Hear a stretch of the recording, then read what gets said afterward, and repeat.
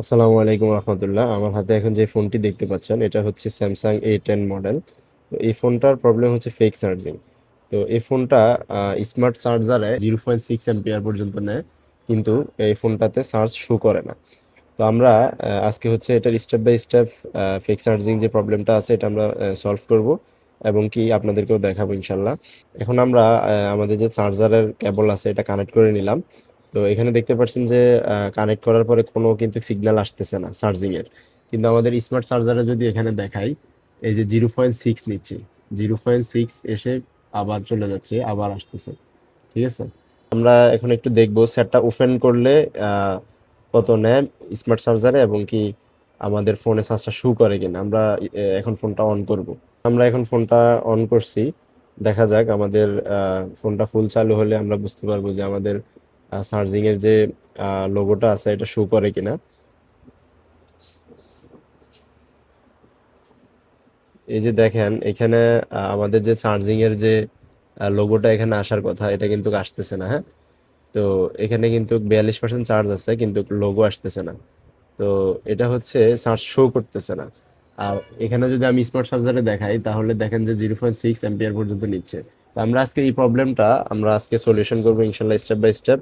তো আপনারা সাথেই থাকুন। আমরা কিভাবে এটা সলভ করি এটা ইনশাল্লাহ আমরা দেখাবো আজকে। আমরা শুরুতেই চার্জিং এর যে কেবলটা আছে এটা লাগিয়ে আমরা সাববোর্ডে যে ভোল্টেজ থাকে চার্জিং এর, এই ভোল্টেজটা অ্যাকুরেট পায় কিনা এটা আমরা চেক করব। হ্যাঁ, তো এখানে দেখতে পাচ্ছেন যে এই যে মিটারে কিন্তু শো করছে 5.2 ভোল্ট। তো তার মানে আমাদের চার্জিং এর গাঁট থেকে এই সাববোর্ড পর্যন্ত লাইনটা ঠিক আছে। তারপর আমরা রেবনটা লাগিয়ে তারপর উপরের সাইডটা চেক করব। উপরের সাইডে যদি আমরা সরাসরি চলে আসি, তো আমরা এখানে যদি ধরি, এখানে দেখতে পাচ্ছেন 5.2 ভোল্ট কিন্তু আসতেছে। আচ্ছা, তারপর যদি আমরা সরাসরি চলে যাই যে এখানে যে ওবিপি আইসি আছে, এটা হচ্ছে ওবিপি আইসি আর এটা হচ্ছে চার্জিং আইসি। আমরা ওবিপি আইসির এই প্রান্ত আগে দেখব। এই প্রান্ত দেখলে দেখেন যে 5.2 ভোল্ট আছে। এখন আমরা ওবিপি আইসির বিপরীত প্রান্ত দেখব, এখানেও কিন্তু 5.2 ভোল্ট আছে। তার মানে আমাদের ওবিপি আইসিটা ঠিক আছে। তা আমরা এখন দেখবো যে চার্জিং আইসিতে আমাদের ভোল্টেজটা বরাবর যাচ্ছে কিনা। আমরা যদি এখানে চেক করি, এই যে দেখেন এখানেও 5.2 ভোল্ট আছে, এখানেও 5.2 ভোল্ট আছে। আচ্ছা, আমরা যদি বিপিএসটা চেক করি, বিপিএস কত পাচ্ছে এখানে দেখতে পাচ্ছেন, বিপিএস এ কিন্তু বরাবর পাচ্ছে 4.4 ভোল্ট। আমরা যদি বিপিএস লাইনটা আমাদের যে ব্যাটারি কানেক্টর রয়েছে এখানে চেক করি,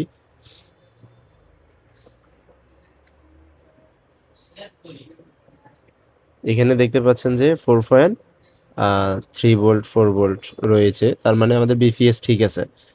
তাহলে প্রবলেমটা আসলে কোন জায়গা থেকে, আমরা এটাই এখন আহ, খুঁজে বের করবো ইনশাল্লাহ। তো আমরা এই ফোনের প্রথম থেকে আমরা যে ট্রেসিং গুলা করলাম, তো এতক্ষণ পর্যন্ত কিন্তু আমরা এতটুকু শিওর হইতে পারছি যে আমাদের চার্জিং কানেক্টর থেকে আমাদের চার্জিং আইসি পর্যন্ত, আমাদের এখানে চার্জিং আইসি পর্যন্ত আমাদের কানেকশনটা ঠিক আছে এবং আমাদের বিপিএস লাইনও ঠিক আছে। তার মানে আমরা সন্দেহ করতে পারি এখন আমাদের এই চার্জিং আইসি। তো প্রথমত আমরা এই চার্জিং আইসিটাকে আমরা খুলে রিভলভ করব। যদি রিভলভ করার পর এটা সমস্যাটা সলভ হয়ে যায় তাহলে আমাদের তো হয়ে গেল। আর যদি এটা রিভলভ করার পরও না হয় তারপর আমরা এই চার্জিং এসিটা পরিবর্তন করে দেব ইনশাল্লাহ। আমরা এই চার্জিং এসিটা পরবর্তীতে পরিবর্তন করে দিলে আমাদের এই সমস্যাটা সমাধান হয়ে যাবে ইনশাল্লাহ। তো আমরা চলুন শুরু করি। আমরা চার্জিং এসিটা আগে রিভলভ করি, তারপর না হলে আমরা আইসিটা চেঞ্জ করবো ইনশাল্লাহ। প্রথমে আমরা আইসিটা আগে রিভলভ করে নিচ্ছি। তো রিভলের সময় আসলে আমরা এতটুকু খেয়াল রাখবো, যেটা হচ্ছে যতটুকু রিল্যাক্সে করা যায়, যতটুকু ধৈর্য সহকারে আস্তে ধীরে সুন্দরভাবে ক্লিন করে করা যায় তাহলে আমাদের কাজটা একসাথে হয়ে যাবে ইনশাল্লাহ। তো তারপর যদি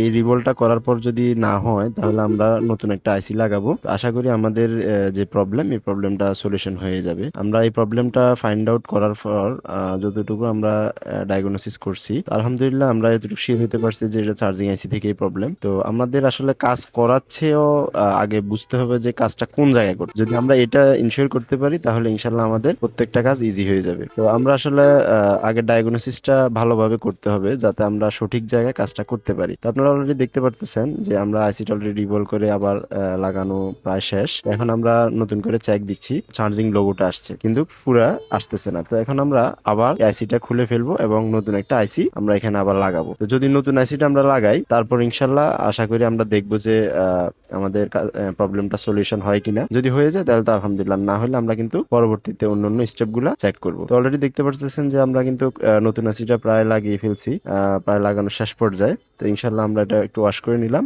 এখন আমরা দেখি যে এটা চার্জে লাগানোর পর এটার প্রবলেমটা সলিউশন হয়েছে কিনা। তো দেখতে পারতেছেন যে চার্জিং লোগোটা আসছে, আমরা একটু অপেক্ষা করি। এই যে আলহামদুলিল্লাহ আমাদের কিন্তু চার্জিং এর যে প্রবলেমটা ছিল, এই যে এখানে এমপিআর দেখতে পাচ্ছেন 1.1, তার মানে আমাদের আলহামদুলিল্লাহ কাজটা সঠিকভাবে কমপ্লিট হয়ে গেছে। তো এখানে এই যে ফোনটা চালু অবস্থাও কিন্তু 1.1, এখানে কিন্তু চার্জিং লোগোটাও শো করতেছে অন করার পর। তো আলহামদুলিল্লাহ অবশেষে আমরা কাজটা কমপ্লিট করে ফেললাম। তো যাদের ভিডিওগুলো ভালো লাগে অবশ্যই লাইক করবেন এবং কি কমেন্ট করবেন, শেয়ার করবেন। আসসালামু আলাইকুম।